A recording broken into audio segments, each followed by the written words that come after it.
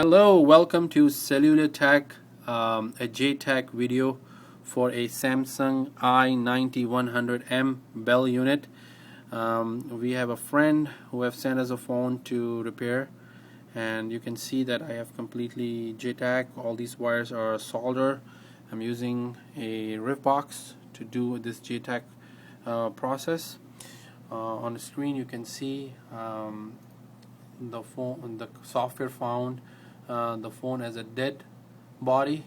I'm going to resurrect it and see how this phone comes out to be.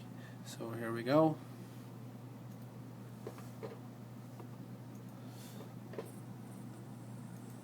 i999M dead boot repair for Bell. Look like it's flashing the phone, and the software have found the dead phone, and successfully this phone will be fixed. Thank you.